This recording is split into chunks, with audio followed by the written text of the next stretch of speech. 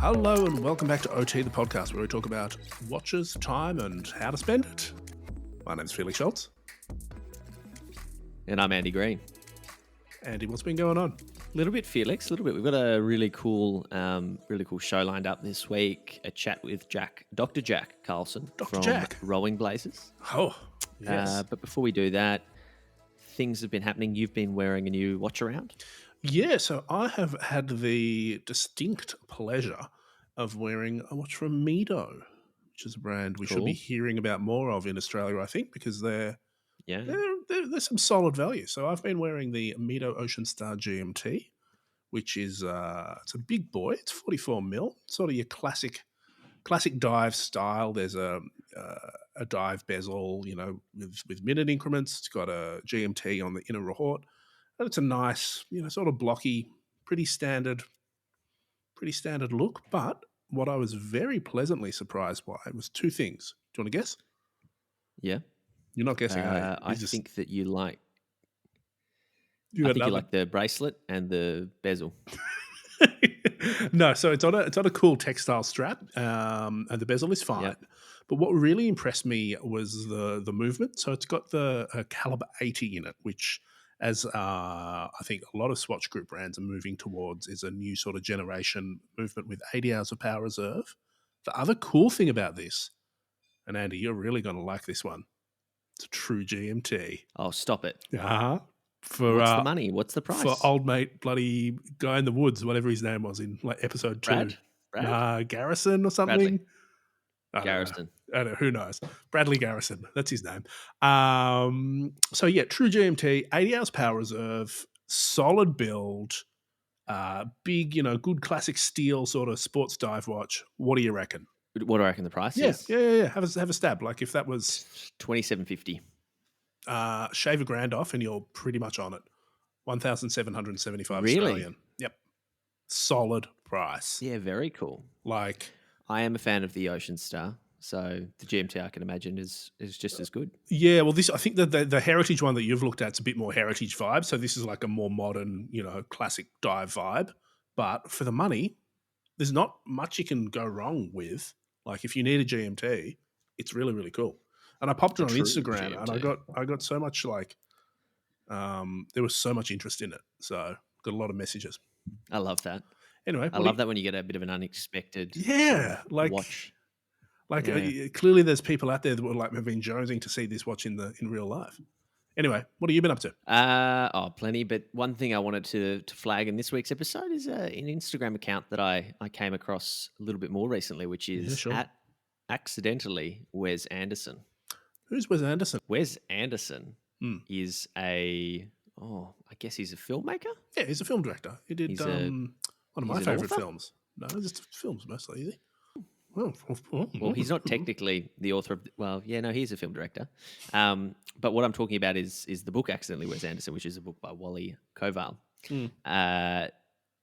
So there's this Instagram setup which posts pictures, I guess, from the book in anticipation of this book's launch. And it's sort of all of these really quirky and interesting places around the world through the lens of like Wes Anderson's films. So you could buy the book now, but it's effectively like if Wes Anderson, I guess, did a travel book. The Instagram is just cool to look at. The images are, really nice.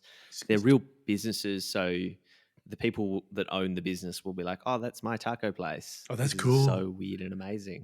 He's got a really distinct aesthetic. The old Wes Anderson, sort of a lot of pastels. Yeah. So one that got posted yesterday was Naruma Kinema, which is in Narooma, Australia, and it was founded in 1928. So it's like an arts hall designed by a cinema architect. It's a kinema. I don't know what the difference is. I guess it's cinema with a K.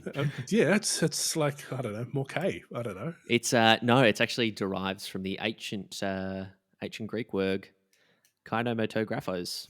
Are you on Wikipedia right now? You are, aren't you? No. I just read further down. So it's ancient Greek, so it's not a typo.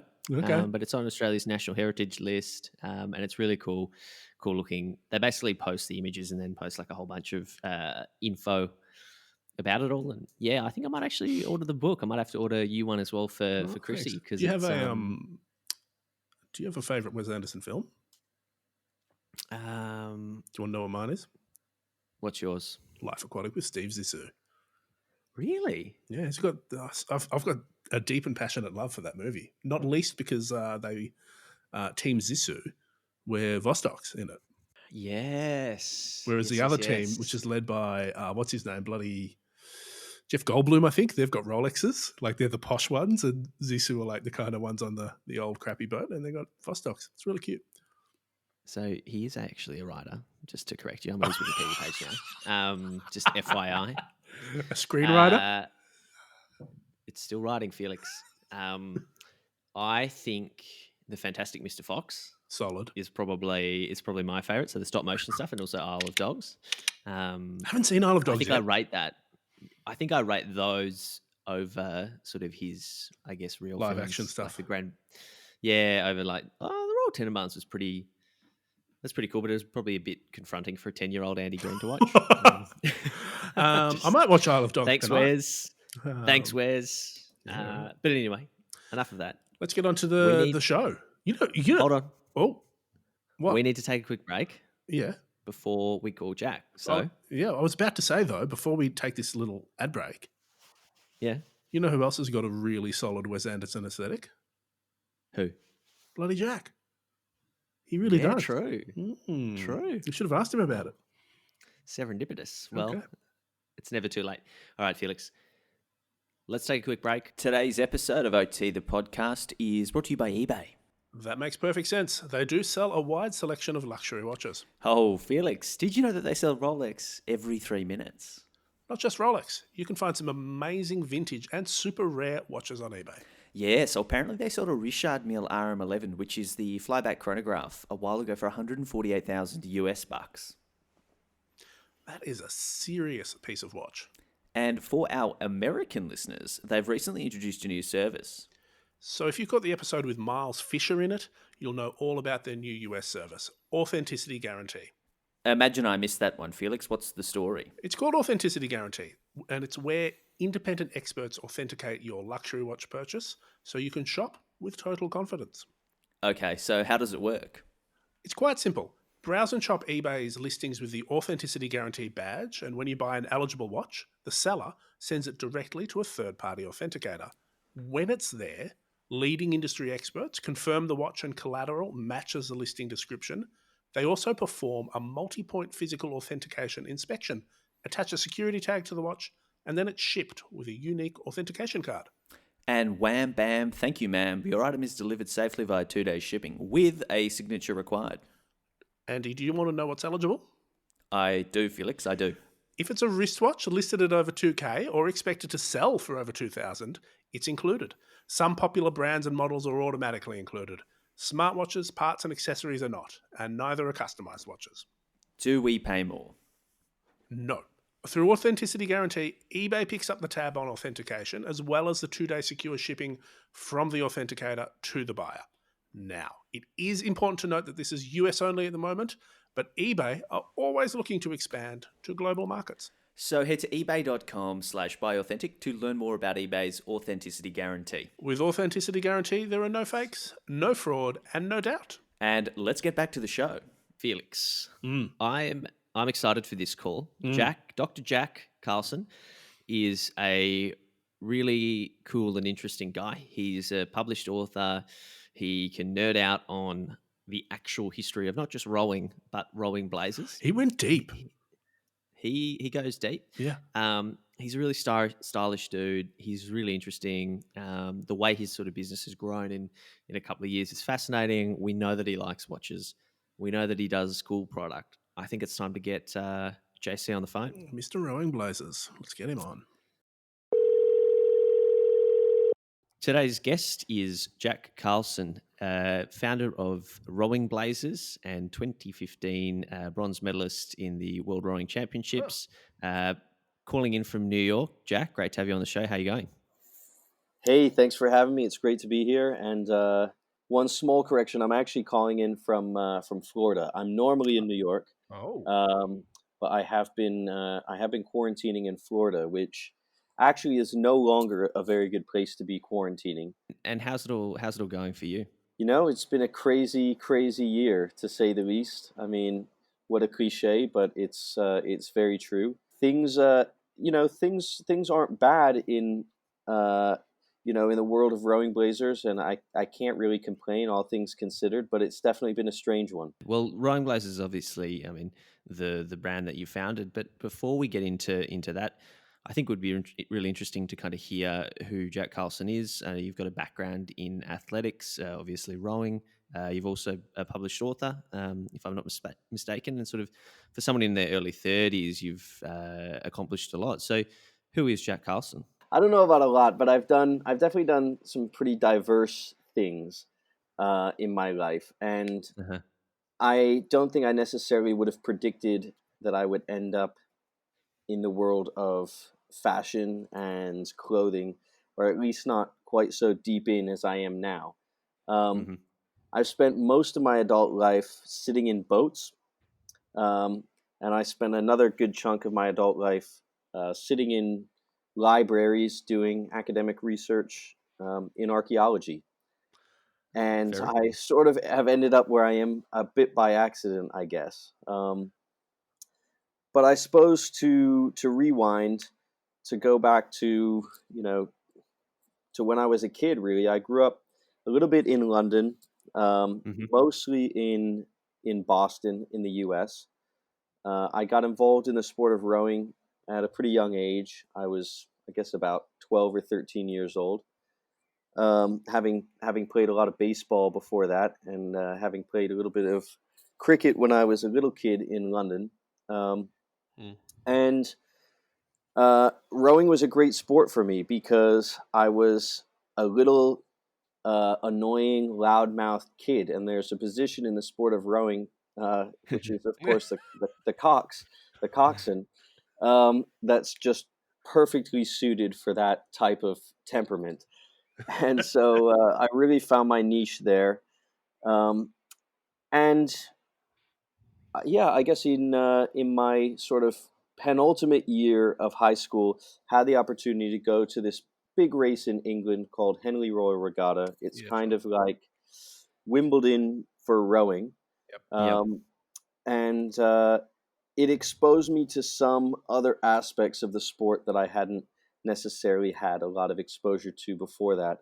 A lot of the history and a lot of the sort of pomp and circumstance related to the sport. And one of the features of Henley as an event is it's very, very traditional, and you have to wear your club or team blazer when you're in the sort of main spectator enclosures, and if you're not Mm. racing. And I had always been a little bit interested in clothing, Hmm.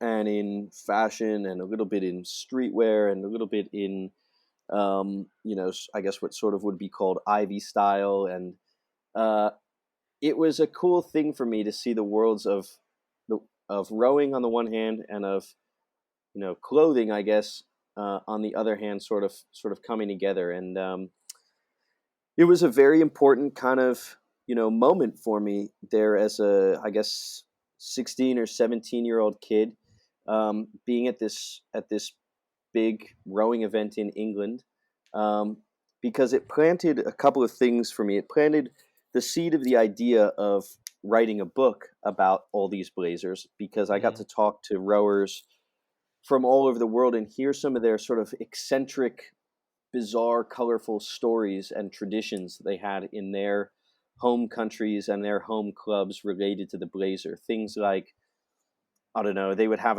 a traditional sort of fight using blazers at a lot of Dutch clubs, where they'd rip off each other's lapels and uh, and sleeves in the process, and then these guys would just walk around with a blazer missing a sleeve, and they'd be there at Henley, I don't know, receiving the awards from the Prince of Monaco or something like that, Mm. and stand in this very formal environment, standing there with a blazer that was missing a sleeve. But they'd have all kinds of cool stories about why their colors were, pink and orange, or or purple and blue, or whatever it was. And stories about cutting down the curtains from a kind of medieval school dining hall to tailor a blazer out of these old curtains if you'd won certain races. And it just appealed to kind of the anthropologist in me, I guess. And Mm. I thought someone should write a book about this. And I took that project on like 7 years later. That seed of that idea stayed with me. And when I was in grad school at Oxford, and I had raced at the World Championships a couple of times. I had rowing friends all over the world. I thought actually I could be the guy to write this book. The other thing that it sort of, the other seed that stuck with me from that experience was wanting to actually win Henley, because Hmm. we came all the way from the U.S. and got knocked out in the first round. It's like Wimbledon, right? There are different Mm. events. There are junior events versus the sort of the main the main senior events. We were obviously in the junior event, but we got knocked out in the first round. It made me really, really, really want to come back and win. And it took me, I guess, another 9 years of trying, but I did come back and win in 2013. And yeah, I mean, that experience made me want to stay with the sport, and it kind of tickled my interest in clothing and fashion and apparel. And I guess to just whirlwind through what happened after that, I went to Oxford. I did a master's and then a PhD in archaeology. I did Roman and Cool. Chinese archaeology, so Cool. Yep. two different things. My side project was writing this book, which ended up coming out in 2014. I thought it was really mostly going to be for the rowing community, but it ended up resonating much more, or just as much, I guess, in the menswear and fashion communities, and Yeah. got picked up by Ralph Lauren, Cool. who hosted a series of pretty wild book parties. Um, yeah, for the book, which was really cool, and my first sort of taste of I don't know, the industry, I guess, of apparel and clothing beyond just like writing about clothes. Um, and that in turn uh, gave me the sort of idea of starting my own brand, which was really a side project for the 2 or 3 years after that, while I was training and competing as a member of the national team. And 2016, I retired from sort of, you know, serious rowing, moved to New York, and got on with the project of starting this brand, which launched a year later in 2017, and here we are. There we 3 years go. later, it's been a big 3 years, and I think before we get into the fashiony story, I'm really keen to hear for people that don't know what a rolling blazer might look like. Could you paint a visual picture? Because you've sort of mentioned bright, bold colors, but really quickly, how would you describe what a rolling blazer is and the purpose that it serves? Well, a lot of people don't realize the blazer originated in the sport of rowing. Like everybody today, uh, pretty much has some kind of a blazer in their closet. Virtually, I say everybody, virtually everybody, no matter where you're from, what you do, Yeah, how yeah. old you are, whether you're a guy, girl, most people have some kind of a blazer. But the blazer originated as a warm-up jacket for oarsmen at Cambridge and Oxford in the early Really? 19th century. Yeah, it was like an early sort of equivalent of a warm-up jacket or a tracksuit top or a hoodie or a Mm. windbreaker. There were obviously no technical fabrics in those days, and Mm. there was no cotton jersey, even like what we would make a sweatshirt or something out of. So they made unlined wool flannel uh, casual jackets with soft shoulder, with patch pockets, and they made them in bright colors. And that was really like the most casual kind of jacket a person could own. And they started for rowers really, and they quickly sort of got picked up by other sports. The rugby players at these universities wanted blazers too, the soccer players, the cricket players, and then pretty soon it just sort of worked its way into the uh, the this general wardrobe of gentlemen of the sort of 19th century. And The original blazer, actually, the word comes from one of these early rowing club jackets at Cambridge, which was bright red or Mm, blazing red, and it was nicknamed the blazer that's because of its cool. color. And that word, actually, I mean, this was this was a little sub project that I took on while writing the book. Rowing Blazers was doing the research into where the name came from, and I sort of rediscovered in the Wren Library at Cambridge a a book, basically sort of the equivalent of a university yearbook, and it was from 1852 Mm, for Cambridge, and it had in it a bunch of crew lists for all the different college rowing crews, and it listed out their uniforms. And this one particular college, it said, they have bright red jackets, or in quotation marks, blazers, and that's the first use that anybody knows of, anyway, of the word. And you can track in the subsequent years and decades how the word begins to be used more and more liberally. First to apply to other Cambridge, just very specifically Cambridge University Rowing Club wow. jackets, and eventually it makes its way to Oxford, to London, to Durham, and then you start to see other sports clubs talking about their jackets as blazers. And then you see by the 1890s or so, it's really kind of made its way into the vocabulary. But I mean, the what a blazer looks like, what a rowing blazer looks like. It's exactly sort of, I guess, as you'd expect. It looks like a lot of school blazers, like what people think of as schoolboy blazers Hmm. in places like where you guys are in Australia and in the UK. But of course, for adults, they are often brightly colored, or they'll have brightly colored grosgrain trim or binding around the lapels and on the top edges of the pockets. Um, they'll sometimes be very brightly striped. They'll often have embroidered pockets, or they'll have stripes around the sleeves, and all these things, have some sort of meaning in their respective clubs.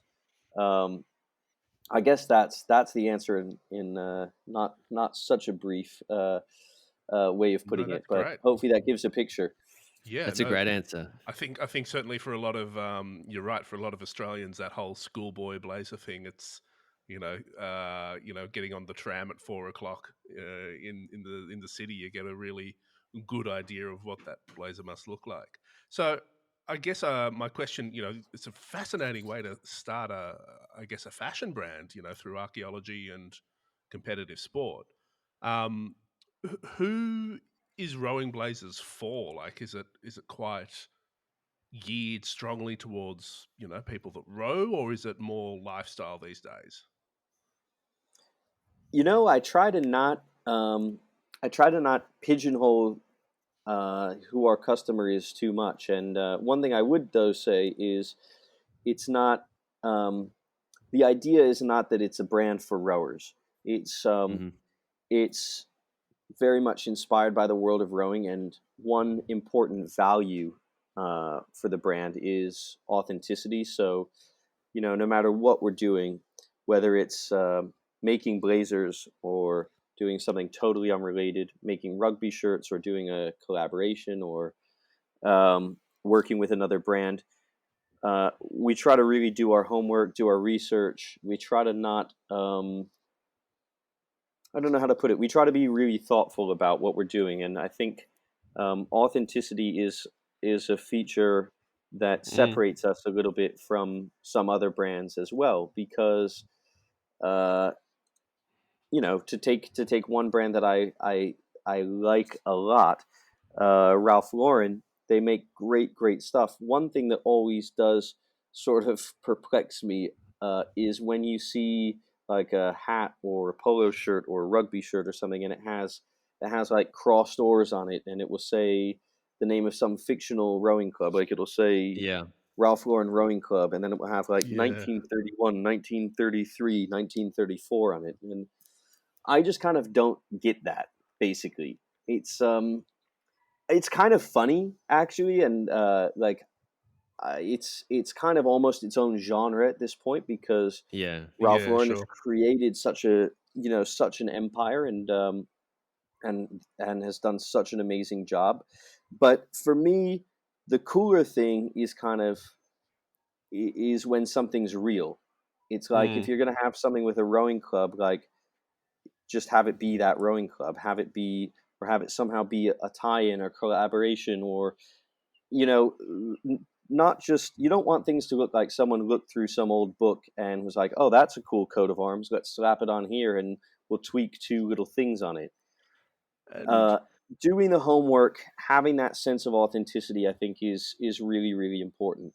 But having said that, to go back to your question about like yeah, sure. who's it for, I would just say it's for anybody who kind of gets it. It's We have customers who are who are very, very preppy, who come from this sort of like world of rowing or Oxbridge, or some of the things that I have in my background, and that of course I draw on Mm, in the inspiration for the brand. But equally, we have people who come from totally different backgrounds, and we have people whose own sense of personal style um, might be anything but the sort of quote unquote preppy preppy aesthetic.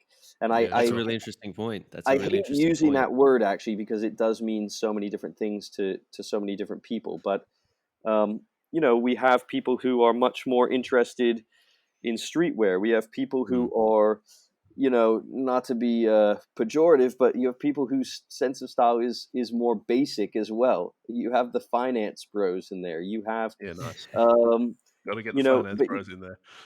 and you have people who are, skaters. You have people who are celebrities. You have people who are models, musicians, artists. And to me, I think uh, one thing that I value myself is like being a little bit eclectic in my sense of style and taste and so on. And I think it's a it's a broader thing that's happening in general with how people are dressing and how people are shopping. I think in Mm. the past, people were, I guess, in some ways, sort of quite willing to be categorized as, Mm, oh, this person's a preppy, this person is a punk, this person is a skater, this person is this or that.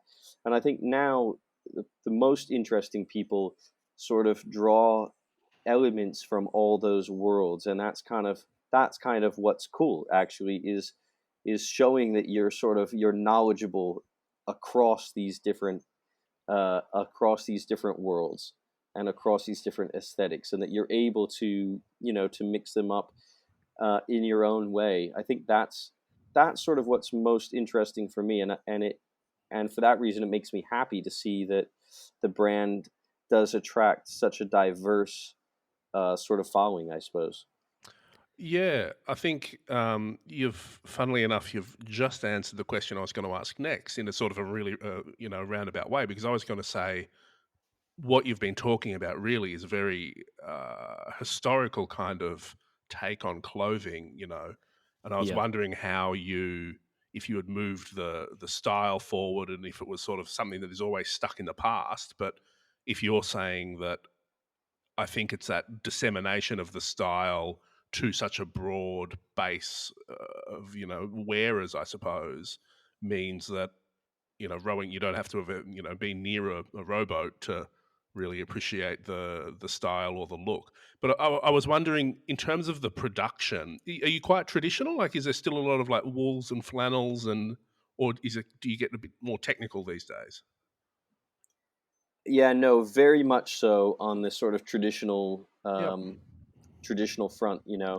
We try to be very very rigorous in how we're making everything, especially some of the key categories, like, of course, the blazers. Mm, Um, that was actually a nightmare at the beginning, even trying to figure out who we could work with on production, and going around to different tailors and different workshops in the garment district in New York. mm. Um, You make some stuff in New York, right? You produce a bit of stuff in the We States, do, don't you? we do. Yeah, we make a lot of blazers. Not all of them, but we make a lot in New York. Um, we make we make a lot of things basically in New York and Europe. We're in the process of starting to make more things in Portugal, Yeah, and we're sure. very fortunate to be working with some amazing people there. Um, but we still make quite a few things in New York, including quite a lot of blazers. And at the beginning, that was of course the focus because I wanted to be very hands on with whoever was going to be making things, especially the blazers. And I would be training in Boston or in Princeton, and I would come to New York like once a week and have meetings with these people and look at the latest round of samples. And I'd bring all these vintage rowing blazers with me, and we'd go over all the little details and so on. But it's it wasn't easy, and there are a lot of idiosyncrasies in terms of how our blazers are produced, actually, and some of the details with them. I mean, a few things to point out. A traditional rowing blazer isn't lined. Um, Mhm. Hmm. some people who are, I guess, sort of laymen to the craft will say, "Oh, well, that doesn't sound nice." It's actually really nice to have a blazer that's not lined. Most blazers that have lining, I hate to break it to the people who are under the impression that it's all silk inside their blazer. It's some kind of polyester or rayon most of the time. Lining makes a blazer less breathable, Yep. and it's actually much more difficult to and requires more high quality handwork basically to create a nice blazer that's not lined, because the lining of course covers up all those interior seams. Yeah, If sure. you don't have the lining to hide sort of all manner of sins, then those interior seams have to be really beautifully Yeah, finished. yeah, yeah. There are other idiosyncrasies, like a traditional rowing blazer doesn't have a vent in the back. The vent Mm. is an innovation of riding, basically, Oh, um, and which sounds unusual, but it's actually, makes it's sense. it's quite a flattering silhouette, actually. Mm. And traditional rowing blazer is a three roll two construction, so it can button up to three buttons. Um, but it sort of has a natural roll open, and that Yep. top button is rarely sort of actually used. And there are other things like patch pockets that have hidden stitching, as opposed to seeing kind of a row of stitches on top of the pocket. There are all these little details that make doing it the right way actually a lot more difficult, because if you just go, and we did this in the very early days, if you go to a factory like Southwick, which until this is getting into current events, until very recently was making a lot of things for Brooks Brothers. Mm. Yep. um, of course, Brooks Brothers is having some issues right now, so I don't think that's happening at the moment. But if you just go to a factory like that that's pumping out blazers left and right, and you start showing them some of these details, they're basically like, well, yeah, we just can't do that. Like Yeah. we're set up to just, we have a kind of a cookie cutter model, Churn them out. and that's just what it's going to be. And you're saying, well, it's not that hard actually to do, and it's like, no, but it is. It would be to just stop churning these out, yeah, and suddenly you know do this detail slightly differently. So Yeah. yeah, all those things are really important. The rugby shirts talk just briefly about one other really important category for us. We make all of our rugby shirts either in the U.S. or in Europe. Um, we use vintage knitting machines Mm. in Europe to make our heavier weight rugby shirts, and they really are like the sort of quality and weight and um, yeah, and high tension construction of the fabric that you would see in a rugby shirt from 60, 70, 100 years ago. So Mm. yeah, all those little features are really really important to us. That's really cool, Jack. And I know Felix, you mentioned before who is the customer, and I think I totally agree. I don't think I'd identify with ever having got in a rowing boat, but Felix and I, we are both customers. So Felix, we picked up some Maybe, straps maybe in the other you week. know, maybe not quite the full blazer, and We don't have blazers not yet, yet, not yet. but We've got some lovely straps. well, and I picked up a few other things. I Oh, picked did up you? Oh, you did I picked too. up a dad cap with the it's like a twill, or I guess denim dad cap, and a tee from one of my favorite photographers, Slim Aaron's. So that's a really cool collaboration. I can imagine for someone like yourself, Jack, who's a fan of sort of this old world and history, etc. That was a pretty special collab to get over the line. Can you quickly tell us about that? Yeah, I mean, we've done some really cool collaborations since we started. Many of them are with brands that somehow sort of reach out to us. And I'm always, even though now it's kind of, I've been doing this for a little while now, I'm always sort of really amazed and flattered and honored when a brand does reach out to us. And I mean, this is going all the way back to, I think, one of the first bigger collaborations we did was with J. Crew, which is now also, they're in a little bit of trouble. Mm. But I thought the email, when I just got this email, it was like to hello@rowingblazers.com. And it was like, hi, I'm like the director of marketing at J. Crew. And, everybody here is really obsessed with Rowing Blazers and we'd love to do some kind of collaboration. I thought it must be a hoax, actually. I was like, yeah, right.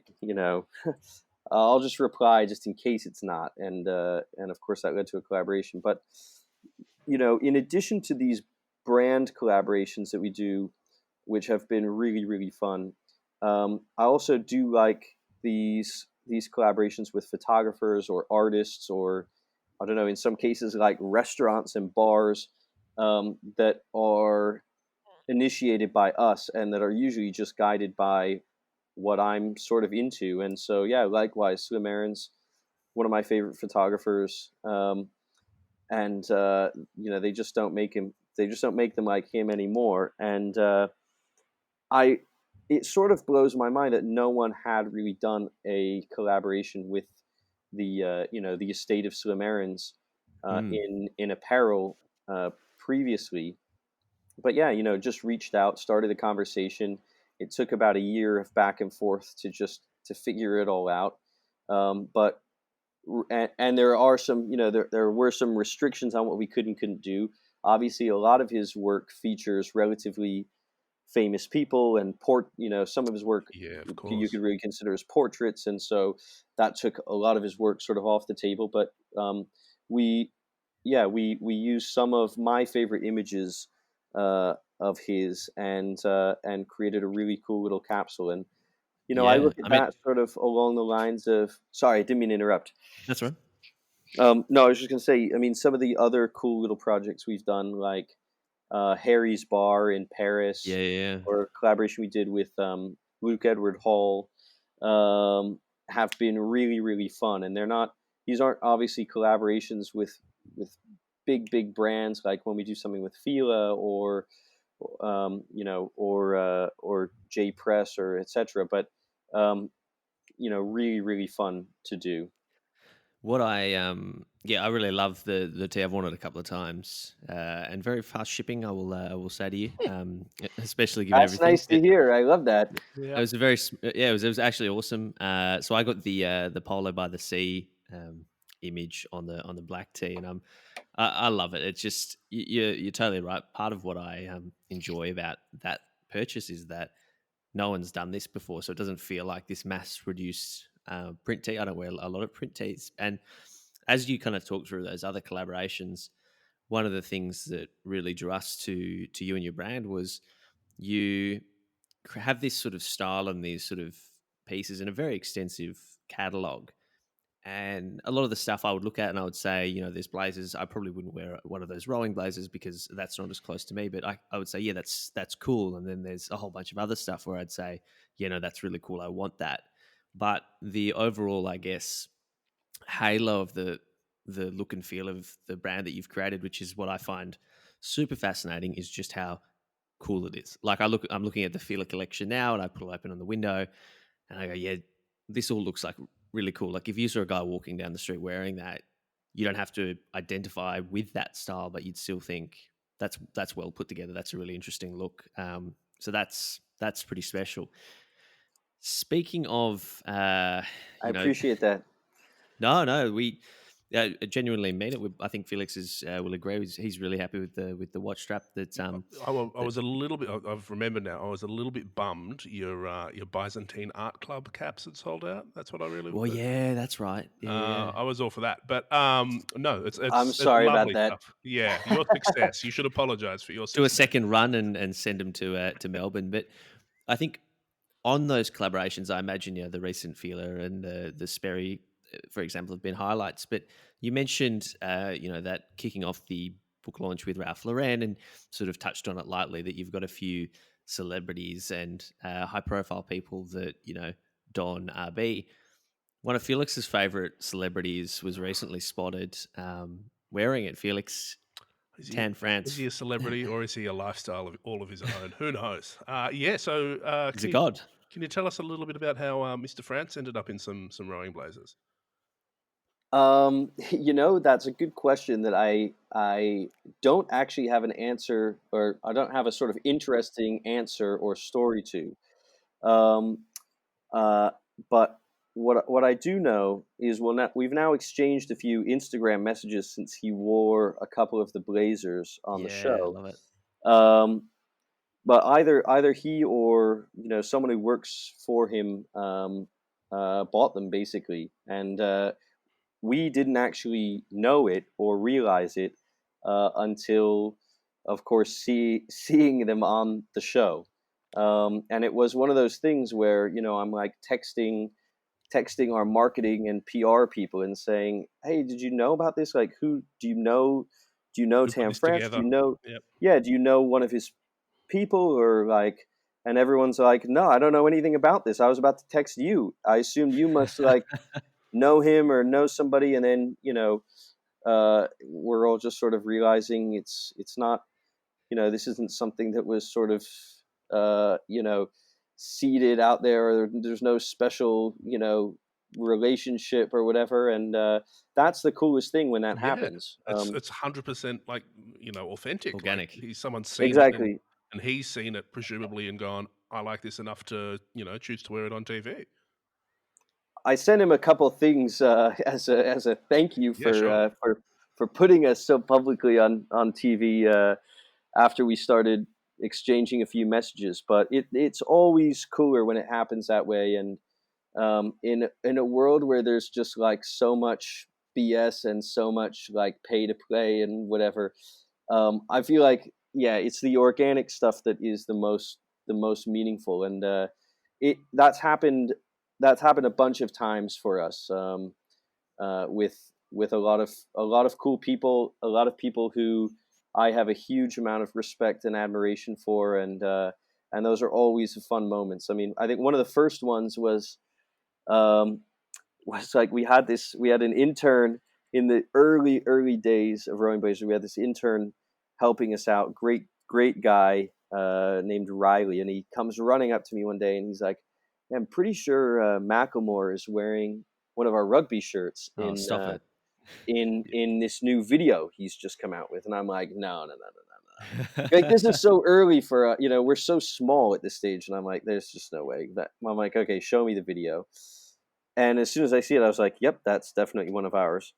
And same thing. I mean, I'm like texting, our whole team, a small team that it was at that point, being like, "Who who knows Macklemore? Like, which of you guys knows Macklemore?" And everyone's like, "I don't know what you're talking about."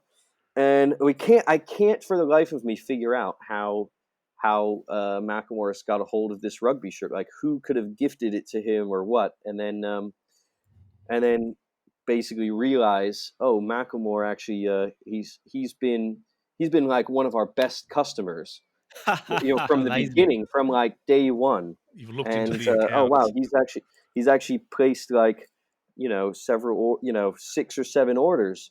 And That's fascinating. he's, same thing, like He I've doesn't have it like addressed to Macklemore on the shipping. That's probably how he hit it all.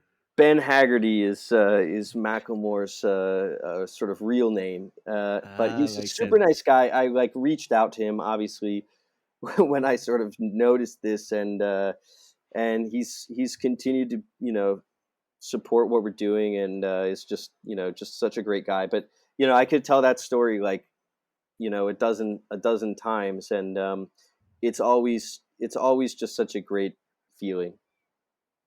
That's amazing. Very, very cool. And as you say, the organic is the best way to kind of do this stuff. So we've talked a lot about the product itself, and one page I obviously like to follow your page, but I follow your Rolling Blazers mood board on Instagram, and I've noticed quite a few watches kind of seep into the feeds. A lot of vintage watches. We're predominantly a watch podcast, so we should probably have a chat about that. I don't exactly know where they fit into your life and into the Rolling Blazers umbrella, but obviously, as we talked about, you do NATO straps. I know you've got the vintage watch blazer, and I know you did that pop up with Eric Wind. I think it was Clubhouse early on in the Rolling Blazers days. But tell us about watches and yourself and Rolling Blazers. Yeah, it's funny. I mean, I don't consider myself exactly to be like a watch guy. Um, but through a long friendship with Eric and other people who are definitely more watch people than I am, I guess I'd say I have an amateur appreciation. Um, Eric is obviously a legend in the watch Yeah. world, and it's kind of funny. He and I met because we lived on the same floor freshman year of university. Okay. Um, so we go like way back, and this was actually I think way before Eric was interested in watches. Uh, Eric Yeah. Eric was like studying Farsi and like interning for NASA or something Right, at the that time. seems on I'm dead brand. serious. Yeah, I yeah, think yeah. that's true. I think that's true. And Eric, I mean, I think he won't mind me saying this. Eric was like this really nerdy, like 18-year-old guy, and at some point he got really nerdy about watches as well, and Yeah, he did. started, Just a little, yeah. yeah, started writing pieces and started following what was going on with all the auctions, and really sort of carved out his space as an expert in the field. And he and I, yeah, we went to Georgetown together when we were undergrads, and then I was at Oxford for grad school for a long time, for almost 6 years. And Eric popped in and he did an MBA at Oxford while I was there during those 6 years. So he and I he and I go way back, Hmm. and he's taught me a lot about watches. I've probably forgotten most of what he's attempted to teach me. I'm not a very good student, but uh, yeah, he definitely has been a big influence on me in that regard, and that's sort of the background of why we have a relationship with Wind Vintage. Yep. And yeah, I have myself gotten into watches a little bit. I mean, I'd say like Rolex, Seiko, Hoyer, and some more, I guess a little bit more random stuff has definitely sort of worked its way into my interests and sort of modest collection. That's not a modest collection, by the way, Jack. If you're talking, Rolex and Hoyer and Seiko, that's a great sort of place to be at. That's a pretty happy spot that I think a lot of people could really get into. Is there one watch that you find you just pick up, don't think about it? That's the one that you'll always sort of gravitate towards, or is it very much a whatever your mood takes you sort of situation? Um, I guess I have a few sort of go tos. Uh, I have a an old Rolex sub that Nice. Eric helped me out with massively. It's a no date, which is, I don't know, just for whatever aesthetic reasons. That's what I like. Yep, sure. Um, and I wear that a lot. Eric helped me out with a GMT. Cool. Pepsi recently, Oh, actually, shortly before the pandemic started taking over. Um, that's definitely a major sort of go-to for me as well. And I have an orange Seiko dive watch from the '70s yeah, that I cool. that I put on a lot. And then another one, maybe most controversially, is I have a few of these. Actually, we have one up on the website right now, but is a vintage Hoyer yacht timer, which I'm looking is at that now. which is absolutely massive, and Yep. aside from everything else, doesn't tell the time. Yes. Of course, because it's just a yacht timer. Yeah. There's no The watch the component to it. the most It's basically useless. a pocket watch on a strap, isn't it? Yeah. It's like a gigantic, colorful, Yeah. like sort of very '60s looking, almost sort of pop art looking, because it has like the sort of colors are made up of little dots, like a Liechtenstein painting, um, on the dial. I don't know if you can tell that from the photo, um, but but yeah, I wear that actually fairly often as well, and of course, people always comment on it. Yeah, that's cool. That's a pretty serious watch flex. Not even having something that tells the time. I And mean, I'm into that. when Yeah, people ask makes about total it, sense. I'm always like, well, the thing about this is actually it doesn't tell the time, and they're like, well, what do you mean? And I'm like, it counts down 5 minutes. If you want They're to like, what do start you a mean yacht it race, counts I'm the down guy. five Yeah, you've minutes? got 5 minutes. Yeah. Yeah, I show them. You can use it in like Four, time pressured three. meetings. Yeah, yeah, yeah. It's You've like got 5 minutes. Go. Just It's hold it up. I'm not even kidding. It's actually perfect for that. Brutal. It's actually Uh, perfect. Amazing. Tell us about the antique watch blazers because that was looking at all the blazers. That one caught my eye, and I thought, oh, this is interesting. There's got to be a story here. What is it?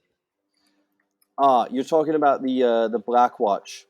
Yes. It's actually nothing to do with watches in the sense of telling time.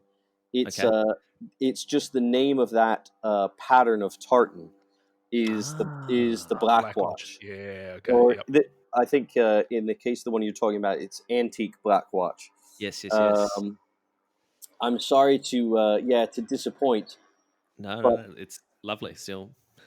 uh, it's um, it's nothing to do with watches, I'm afraid. Well, maybe it can be. So if there's any watch brands listening that want to have a Scottish tie-in, maybe they can get a nice little tartan black watch I dial do happening. love. I do love tartan, Felix, as you know. My car has tartan seats, so Sure. it would go Okay. Really, perfect. what kind of Yeah. car is that? It's a Golf GTI, so the famous sort of tartan seats in I there. love So that. Yeah, the yeah, black yeah, watch is like a Scots. It's like So a it's probably like a Scots. military unit or something if it's a It's a watch. Scots infantry battalion, Yeah. Yeah. Yeah. and this is their tartan basically. And I think because it is, I don't want to say like sort of generic looking, but it's not as sort of out there as a lot of Scots clan tartans that you might find. yeah. It's fairly wearable colors. The navy, the dark green, and because I think it's more associated um, with this military unit than with a family or a clan. It's one of the tartans that you often see, along with, for example, like the Royal Stuart tartan. It's one of Mm, the tartans that you often see uh, used in a sort of more commercial context or outside of the context of like gear that's only meant to be worn by specific clans or families, basically. Yeah. Cool. Um, Something that you've mentioned before, and I think it's sort of worth coming back to. That sort of speaks very much. I mean, this is broad brush stuff, but I want to sort of dig into 2020 a little bit because, as you've said, there's a lot of American brands that are maybe having a few difficulties. Brooks Brothers is the famous one, uh, and it's a time at the moment where I think a lot of us are wearing maybe more leisure wear than getting out and about in our fancy blazers. A lot of sweats. Yeah, a lot of sweats. Yep. So, what's your take on what this year will do to the fashion industry and to style, and particularly in your sort of part of that more. I know you said you didn't like the word, but perhaps preppy part of it. You know, yeah, I do hate the word. I do think Why do that you hate it? What does it mean to Probably the you? same reason you don't like it, Felix. No, I don't. why don't No. you like it, Felix? I don't mind it. Like Yeah. I mean, for me, I mean, it's broad, but if you say what it is, I immediately know what you're talking about. I think, like it pulls an image to me of like '90s Ralph Lauren. But yeah, I'm not the expert in the area, so I'd love to hear what your take on why you don't like it. Actually, I think that's really cool. Yeah, I think that it just can be a bit of a red herring, for lack of a Okay. better way of putting it. I think it can conjure up uh, very different ideas for different people, and I think especially here in the U.S., it comes with a lot of baggage, sometimes a lot of negative connotations. People might they might think of the sort of stereotypical fraternity brother. They might think of Right. I think a lot of people, when they hear the word, they think of Vineyard Vines. Hmm. That's one of the first brands that comes into their mind. But obviously, Vineyard Vines is a totally, totally different type of a brand from, say, J Press, Hmm. and yet uh, they both could be described using the same word. So I think it's just a bit. One, it's just a bit sort of, it can be misleading, and I think the other part of it is it can be a bit negative, or it can have some sort of negative connotations of like Yeah. being a bit elitist, being a bit exclusive, and not in a good way. Being uh, you know, yeah, being a bit sort of stuffy. If Snobby, even all that sort of stuff. You're right. I mean, it's like you could probably say the same about like workwear on the other side of the spectrum. In some ways, it's a bit of a too broad to mean anything. In some ways, exactly, and yeah, cool. I think, but as far as the future of this type of clothing, I mean, I um I think the future is bright. Actually, I think that the future is not so bright uh, for any sort of marketing narrative or brand story that I don't know, that revolves around that sort of sense of stuffiness, I guess. Um, and I think that's one of the, speak very openly, I think that's one of the sort of uphill battles that Brooks Brothers really faced.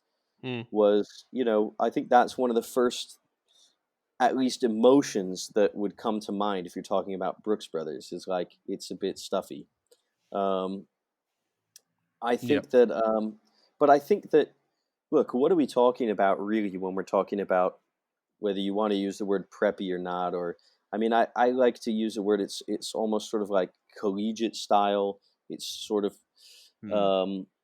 it's sort of Ivy style. I mean, that term also means different things to different people, but the types of things that we are sort of leaning into, what are we talking about? I mean, we're talking about clothes that are very colorful, that are very thoughtfully and traditionally made, made in Hmm. sort of very traditional ways, where craftsmanship and quality and doing things the old fashioned way are real priorities. Um, but you are talking about a sense of fun and a sense of rebelliousness too. I mean, that is a part of the story that I think some people, when they're talking about quote unquote Ivy style, kind of miss.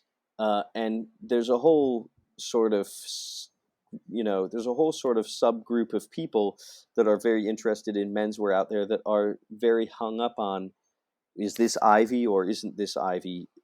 Is Hmm. this the exact right way that I don't know, that topsiders should be worn or not? Yeah, sure. Does Um, it matter? It's the and same with watches. I can have that conversation all day I Yeah. long. bet.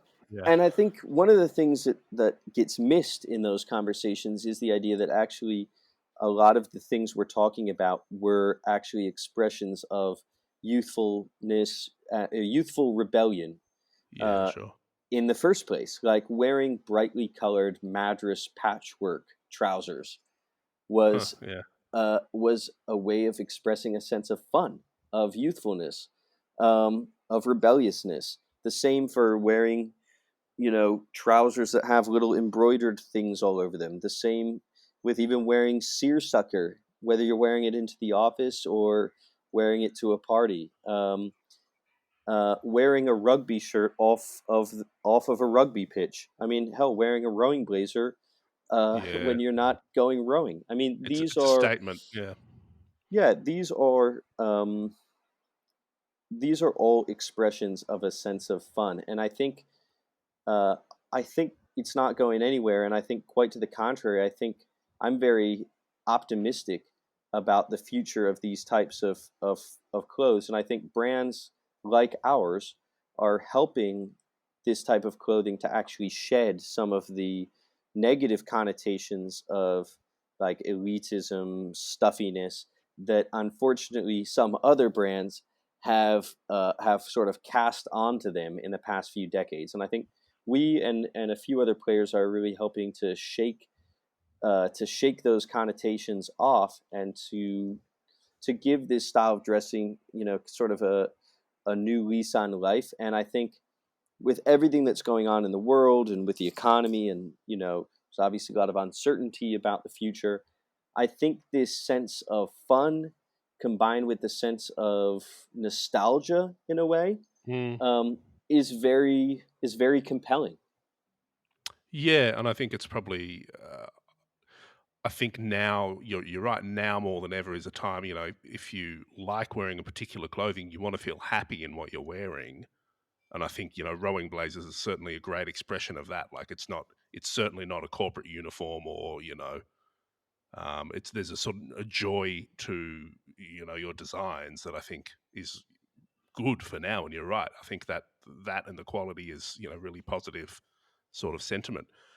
Talking about that sort of spirit of optimism, what is there anything sort of coming up in your sort of pipeline, or that you're excited about in the next seasons or near future? There's a lot that we have coming up. I can just speak to a few things. You can tell us everything. It's This fine. this autumn, we have a couple of really cool projects coming up. We're doing a collaboration with the NBA, Oh, Ooh. very um, cool. which I'm really excited about. We have we have the collaboration with the NBA, and we also have a Babar collection coming out, as in Babar the elephant from the Oh children's wow. book series. Yeah, Yeah. yeah. Oh, Cool. Um, Yeah. I think which we say babar in Australia. Do you say babar, or is that just me, Andy? Baba, I Babar. think, yeah. Yep. Baba, probably. Oh, that's in very I'm trying cool. to think. Tell us In about it. America, a lot of people say Babar. Yeah, Babar. But of course, when I was speaking with the people who license Babar, they are French Canadian, and I think it took them a Oh, minute to yeah. realize what I was talking about. And of course, they're like, "Oh, Babar," and then we got there. But Oh, but this I'm makes so much sense. I'm really excited about that, and Green blazers. Can we Yeah, expect that? yeah. you'll have to wait and see. Okay. Oh my Okay. god. The nostalgia is gonna be so strong. We have a very exciting. I don't think I've actually talked about this at all, but and maybe I'll get in trouble No, for it's fine. saying it. But oh well, we'll just give it a go. We have a very cool limited edition collaboration coming up in 2021 with Seiko, which I'm Oh, really you excited about. saved that until now, Oh Jack? Yeah, I gosh. saved Are you it till right kidding? now. Yeah. That's That'll just be awesome. like a little nugget for anybody who makes it Yeah, this yeah, yeah. far along in Wow. all my rambling answers to your excellent questions. That's sick.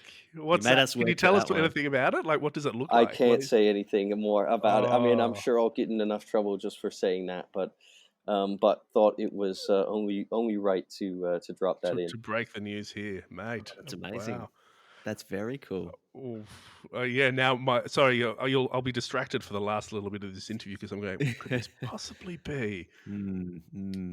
Love it. Well, cautious that we have taken a lot of your time. Let's wrap on a note of maybe a recommendation. This is something that we like to do with our guests in each episode. So I don't know, Jack, if there's something that you've been reading, listening, watching that has kept you entertained lately, maybe you can throw a recommendation out to our listeners.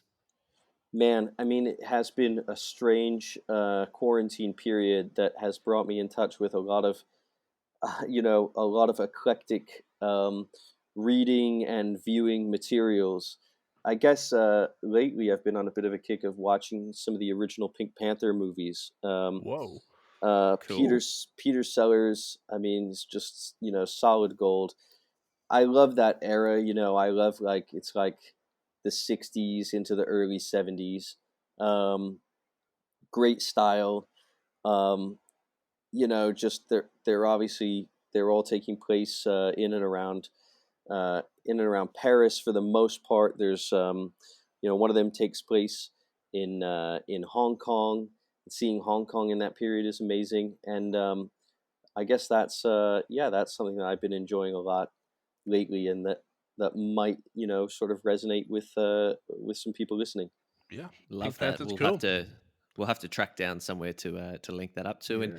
And Jack, thank you so much for joining the podcast. We'll make sure everyone checks out your Instagram. So you've got at Jack Carlson and at Rowing Blazers for the business, and then rowingblazers.com. We'll link everything up. Jack, thank you again for coming on. Thank you for having me. It's been a pleasure. Really enjoyable. That was a lovely discussion with Jack, Andy. That was a real, interesting dive, and it went places I wasn't expecting. Like, who knew Rowing Blazers had such a rich and kind of cool history? Yeah. The historical element, I think, was probably the highlight for me. But I love talking to these people and hearing their sort of interesting business stories. And yeah, like it's unconventional. It's not like, well, I studied an MBA and opened a business in an avenue that there was a gap. It's like it's come from passion, and it's come from several passions. Yeah, and it's for such a young chap, and legitimately, like, I really like the product. As I mentioned, I've picked up a few things. You've got a strap as well. I'm wearing the hat right now. I really like the product. I think I'll keep buying it. Yeah, cool. Well, Team OT Rowing Blazers in 2021. Is that what's going to happen? Yes, that'd be What's the colours? It's got to be pink and something else. Pink, purple, and some sort of green. Yeah. Andy Green. Yellow. Anyway, we've got to go. So thank you again to Jack Carlson. Follow him at Jack Carlson on Instagram, and of course follow at Rowing Blazers for the more blazer side of it. Thank you also to Major Tom Media. Thank you. Thank you, Major Tom. And to our episode sponsor, eBay. Thank you, Love eBay. you guys. Yeah, great. Check them out. Support us. Support our sponsors. Get in touch with Felix and I via ot.podcast on Instagram. Email us at otthepodcast@gmail.com. Please subscribe, review, all the good stuff. Thank you for listening. We will catch you guys next time, whenever that may be. Soon. Very soon. But not soon enough.